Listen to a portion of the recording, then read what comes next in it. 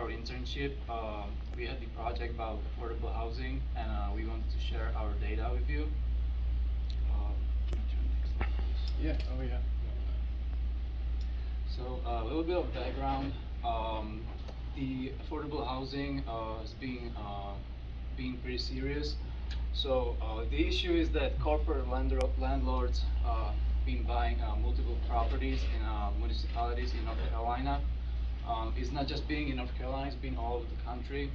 So the issue is that basically corporate landlords they knock on your door and they want to buy your house. So nowadays, with the pandemic and high inflation, many families have already spent all their savings, so they are willing to sell their house, especially that corporate landlords usually pay you in cash and a little bit of extra money to get the property, which makes for local home buyers very difficult to compete with these corporate landlords.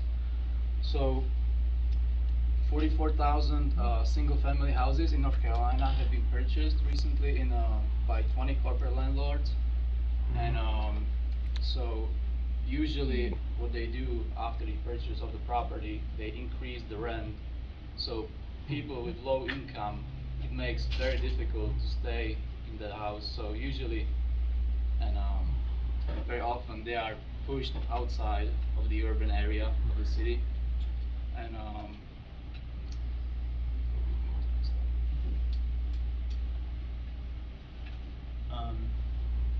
So the purpose of this whole project was to kind of summarize and present research and analysis on topics of residential rental properties in relation to affordable housing and kind of addressing both of them and how they're interrelated. Recent property transaction activity, specifically in Rocky Mount and specifically Nash and Edgecombe counties, we're seeing an impact that corporate landlords are having on city neighborhoods, and you'll see that further with our data analysis. And by the end of the presentation, you'll see that there is a need for further exploration of this topic through affordable housing and home ownership. Okay, so our data consisted of parcels that have been purchased in Nash and Edgecombe County. The data was collected by those counties, and they turned it over to us to do what we needed to with it. We focused primarily on the years 2020 through 2022 and the homes that were purchased in there. In Nash County, there were 7,637 homes that were purchased between those 3 years, and in Edgecombe County, there were 3,965. Edgecombe County was a little tricky because, unlike Nash County, they didn't have their types of buildings labeled, so we kind of had to, Nash County had single-family homes, multifamily homes, duplexes, things like that. Edgecombe County did not, so we kind of just limited it to being 1.5 acres or less to try to knock out those 40-acre properties that it's just not a concern to us. But yeah, so our main objective was to identify target companies, and there's a few different characteristics that they have that we used. We sent them to TJ Grapper House initially to see which ones were in the city and ETJ boundaries. And once we got those, we went through each property owner and searched them on the Secretary of State Business Registrations search engine. And there were these 4 main criteria that we were looking at: lack of contact information for their business, limited website, accessibility, or just options is kind of just like one web page and that's it. Exclusively online lease agreements and tenant supports. That's a big thing that's happening everywhere, where these people that are moving into homes sign their leases completely online, and then they have trouble, they need something repaired, and they can't get in touch with anyone because a lot of times they're in a different city or a different state or in a different country. Which brings me to the last one, which is foreign or not registered at all. And that can be anywhere from being outside of Rocky Mount, outside of North Carolina, or outside of the country. And we got some of all of those. So from what we found, 565 of the homes, so 7.39%, we labeled as a yes or maybe within Nash County, and Edgecombe County 949. we label it as yes or maybe. And keep in mind, Edgecombe County had that 1.5 acre condition on it as well. So as far as the distribution goes, this is Edgecombe County over here in Tarboro. These are all within the ETJ technically, and this is Rocky Mount, this being Nash, and this being Edgecombe County, the train tracks coming over here. The black dots are the maybes and the yellows are the yeses. And it's kind of hard to see from this wide perspective, but these dark red circles, that's where the density increases, and the yellow up here, that's where they're highest in density. So some of these, they're buying out entire neighborhoods. The closer view, this is Rocky Mount, this is the Edgecombe side, and this is the Nash side. There's a higher distribution on the Edgecombe side in South Rocky Mounts particularly. And if you look right here, this spot, we'll zoom in on that one as well. Such as a satellite also. And these are the homes, these are the actual homes. They're all labeled as yeses, and they're all yellow, which means yes. And if you click on one of these, you can learn the details about them, like the property owner that owns them, how many properties they own. This particular company owns 17, and whether or not they're of concern. So yeah, this is basically it as far as what we were able to find. And Leo's going to talk a little bit about what we do with that information next. So, from what all this you can be able to gather is that there is a growing practice that corporate landlords are continuing their practice, and they're going to keep doing it in terms of purchasing homes to rent out at unaffordable rates, essentially preventing affordable housing for those in need. And the trend exacerbates our current affordable housing crisis, like I mentioned. But the analysis that we provide will hopefully identify areas of where corporate companies are targeting, and help influence policy development and policy action, to kind of give struggling communities housing options, lower eviction rates, as well as give more opportunities for home ownership as opposed to rentals. And again, like we've mentioned, this is only a snapshot of a growing issue, but there is a need for further research and evaluation. And these are just a few of our resources. The first one is the link for the map that you guys can all act with. It's interactive. So if you want to look at your own neighborhood, see if it's happening in your areas, you can do that.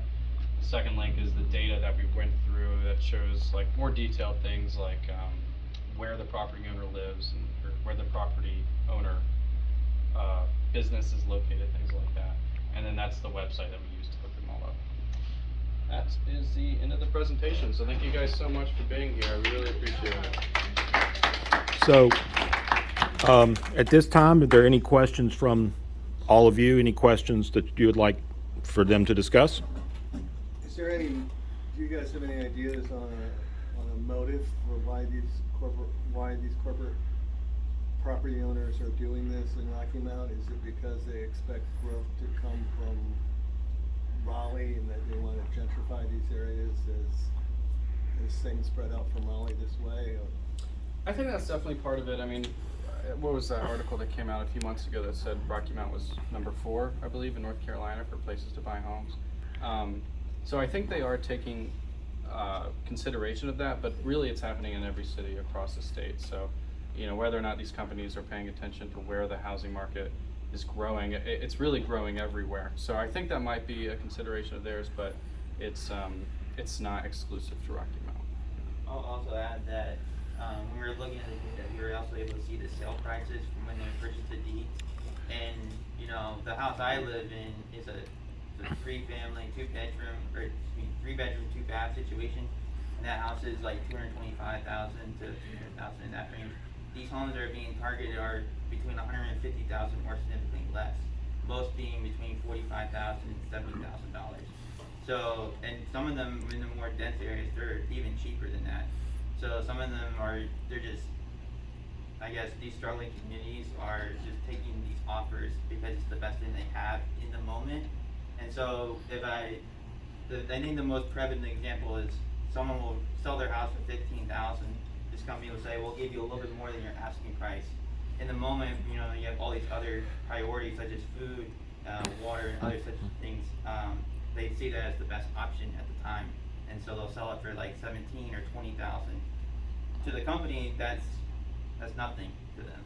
So that's why they're able to buy so many homes.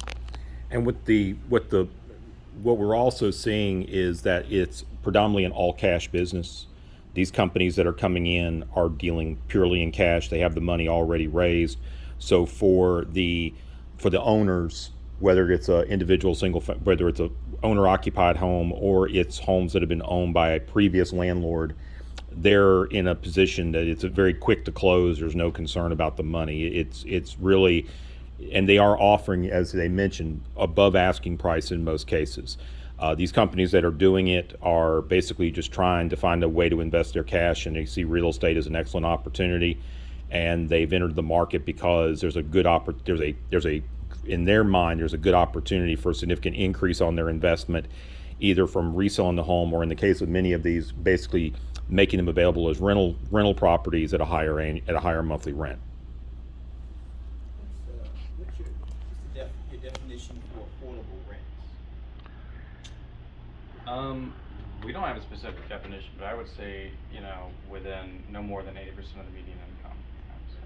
Because you mentioned affordable rents, so I was just wondering how, so you use that basis. Right, that's what I don't think you used affordable rent on something. I just wanted to add that on average, the corporate landlords, they increase the rent on average about $150 annually. Yeah. Annually or monthly? Annually. Okay. $150? Mm-hmm. Is that an annual increase or a monthly rent increase? Monthly rent increase. So it'd be But they $1,800. It'd be changed it. $1,800 annual, at 150 monthly. Okay. Well, no, what they're doing is they're increasing the average rent base by $150 every year. Okay. So, like, say it's like a $600 rent, next year it'll be $750. Okay. Per month. I see what you're saying. It's a one year-over-year increase. I see what you're saying. So, Okay. I think last question, the homes that were acquired, were they predominantly vacant or occupied? Yeah, so we didn't have that information, but it's really a mix, because some of them were not in great condition. You can tell by how low they were being sold for, but some of them were. Some of them were sold by people who were living in there and moving away, so.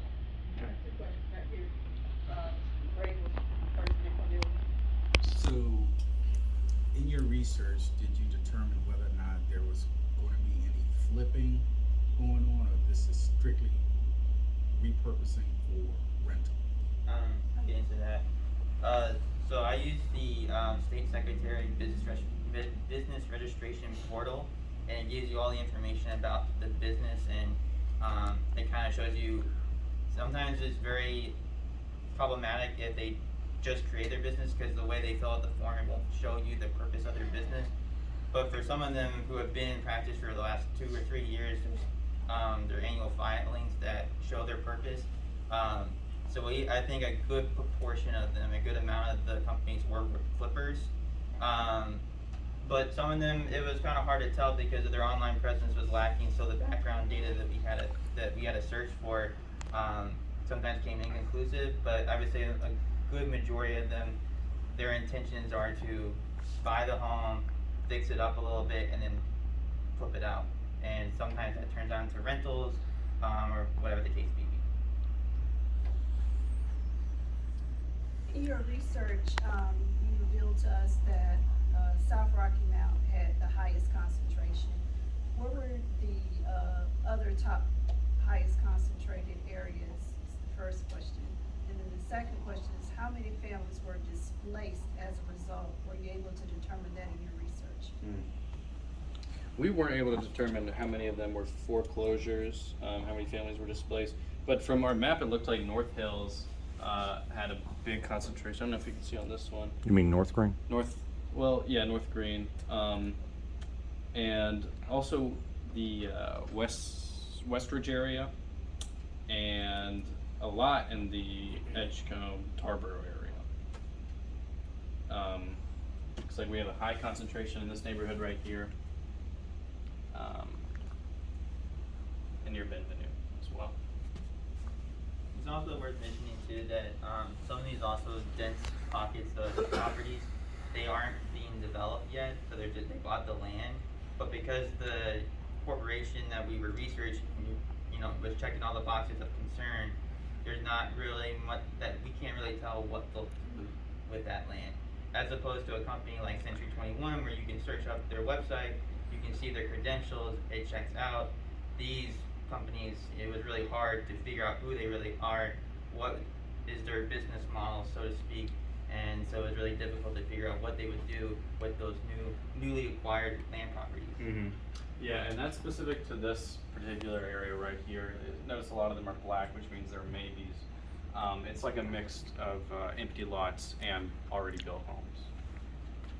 So, question, with the virtual landlords, did you find that a good deal of the complaints that may have come from a virtual landlord, did you compare whether or not there have been complaints, posted with Better Business Bureau?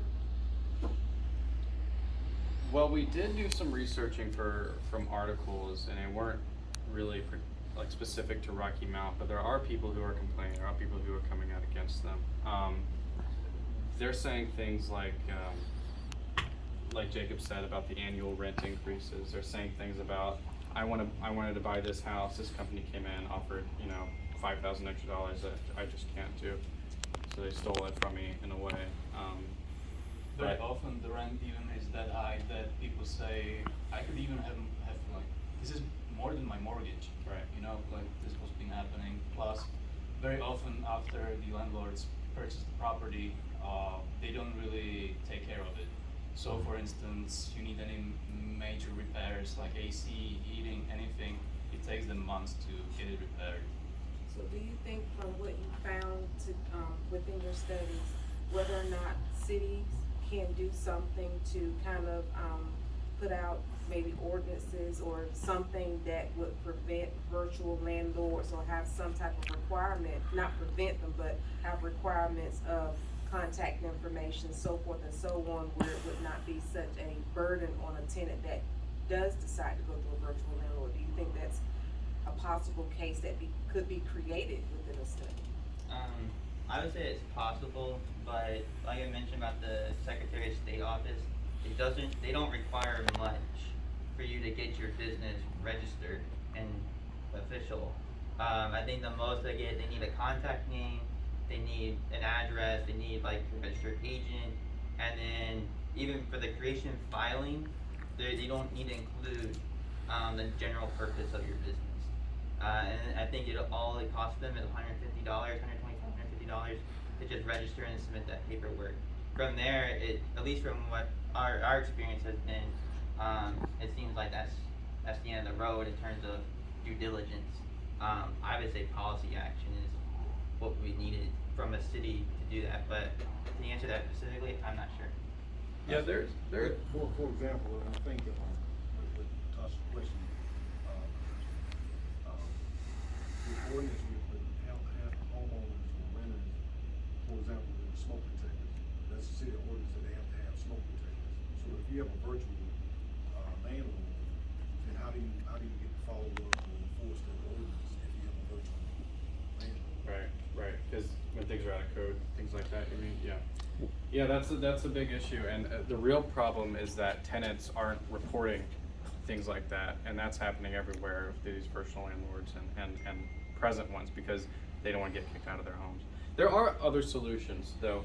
One of the big things that people are using right now are HOAs, and there's definitely pros to those, and there's definitely cons, but they are one of the few organizations that are actually able to fight for this kind of thing. One of the policies they're enacting, and New York City actually enacted this too, but New York City is in a completely different situation than Rocky Mount is, especially in terms of like tourism things.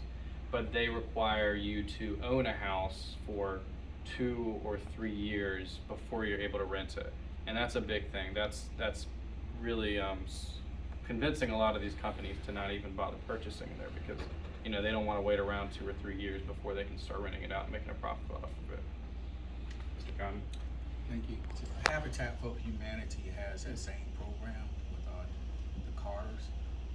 In your research, and you guys have done a marvelous job, what about gentrification? Kurt asked that in your research, do you see that becoming an issue here in Rocky Mount? I would say just because of, yeah, no, definitely. I would say just because of the motive for these companies. They're not doing it, they're not buying these homes to sell them for the same price. They're buying these homes to sell them for an exponential increase or rent them for a big increase. And they're counting on people coming in here that can afford those kinds of prices.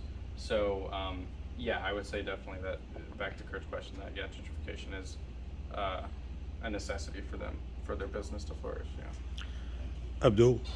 Yeah, so, city is already doing a few things to alleviate some of these issues, and Latasha touched a little bit on it. But what do you, in your opinion, what should the city as a government entity should do to facilitate its citizens to have affordable housing? Yeah. I mean, gosh, there's so many things, you know what I mean? That's such a broad question with so many different things that we could be doing. I would say it's complicated because you want to help out these HOAs that are helping fight this kind of thing, but also HOAs are gatekeeping a lot of these neighborhoods in a lot of different ways too. So maybe supporting different types of organizations, not just HOAs, that are kind of fighting against this kind of thing, lobbying for certain policies. I think the city could maybe look at what other cities are doing, like putting these ordinance on, like if you want to buy a house, you know, you have to own it for a couple of years before you can rent it. But that's hard to implement because people don't like you telling them what to do about their property, you know what I mean, whether that's a good thing or not. So yeah, the main things the city can do is support organizations who are doing something, or educate the people. Let buyers and sellers know what's happening. I would also add, like a different angle, I would also recommend the city take initiatives to invest in the current owners, kind of like community development does through their housing incentive programs, just so that, you know, when I'm offering a homeowner and saying I'll be willing to give you more than what you're asking to buy everything, as opposed to the city saying, well, I can help you improve your well-being in your home, make that more attractive as opposed to just selling it to a virtual landlord. Empower the current community so you avoid gentrification. Okay, Corey first and then Latasha. Put on your presentation, if you were to enlarge that, your data, is it showing that gentrification or growth? Is that around the downtown area, or is it more down the Tarver? It absolutely is in the downtown area. Yeah, this is all South Rocky Mountain. This is all downtown. Right? I think City Hall is like right there or something. Yeah. Okay, Latasha. So my other question would be from a predatory standpoint, and the houses that you mentioned were being sold for just a little bit above asking price and the price points that they're being sold right now.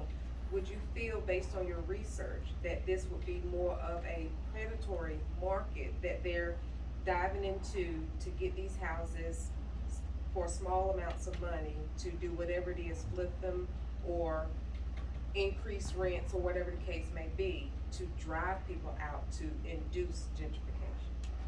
I would say it is kind of predatory in nature because I know I did most of the research on the Edgecombe data, and I searched almost every property, and I got to see what they look like.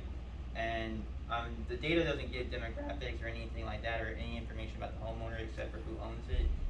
In this case, since the deeds were bought, the owner is the corporation, so I don't know who lives there. But based on what I'm seeing on these homes, they all fit a certain theme. They're all very similar. Their condition is very similar. They're very poor, and they need a lot of help. So when I see a corporation coming in and buying, you know, like 17 homes, like the one that Scott put on the slide, there's a trend. They're buying similar situated homes, and I think it is predatory in nature. You mentioned the New York ordinance where they said if you buy a home, you have to own it for a couple of years before you can rent it. What are your thoughts on, could you tailor an ordinance so that it was only applying to out of town so if you had local residents who wanted to buy homes and rent them and who Sure. are here in Rocky Mount contributing to the community, but do you think you could tailor an ordinance that specifically deals with either corporations or out-of-town landowners or something like that?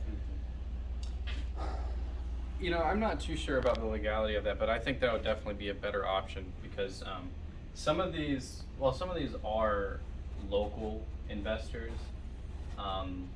We're primarily focusing, and especially as far as the yeses go, they're foreign ones, whether that be outside the city or the country or state. So I think that would be a good idea, a good clause, and it might make people a little more open to the idea of putting an ordinance like that in. Yeah. Is it legal? It's a challenge. I'll be honest. It's Because property rights. there's property rights issues, and then there's also the fact that North Carolina, and Peter can talk about this because he has much more experience, but North Carolina is insanely restricted with respect to local authority. Like about 6 years ago, there was an effort to facilitate what would be called rental registration. The idea that if you wanted to have a rental unit, it had to be registered with the city, which a municipality. We didn't do it here. It was done, I think, they attempted it in Winston-Salem. And basically that would give us by right the ability to do inspections, to do those kind of things. With the speed that you typically don't see a legislature act because of outside influence, they passed laws that basically said you do not have the right to do that, and they basically said no municipality or county has the right to issue that kind of registration law. So to the points that have been made, the challenge is in order for our people to have right of inspection, there has to be a complaint filed. It's not something we have automatically by right, and that is a serious challenge because it basically prevents us really from having any direct knowledge of the rental market or the real estate market here. We can put pieces together like they have with respect to what's happened with property sales, but it doesn't allow us to have a full picture of what's going on in the residential market. That's right. I've just been reading and finished this, a 25-page case, Wilmington case, and has to do with short-term rental, Mhm. Airbnb, which is an issue for us here. The reason I'm reading the case, but that's right. We don't have authority to register. Yeah, a lot of those tourist towns, it's happening in Boone, Raleigh, Wilmington, they're having a lot of problems like this, but the companies are buying homes for Airbnb purposes, which luckily that's not as big of a concern for us. And actually Because presumably, people are, companies or whoever they are, coming and buying, and if they're gonna raise the rent, which is what they're doing, presumably they'd have income that could be used to put back into the property and upgrade it, but Right. in the capitalistic system we're in, that's apparently not what they're doing. No, that is not their motive, unfortunately. Backing the money.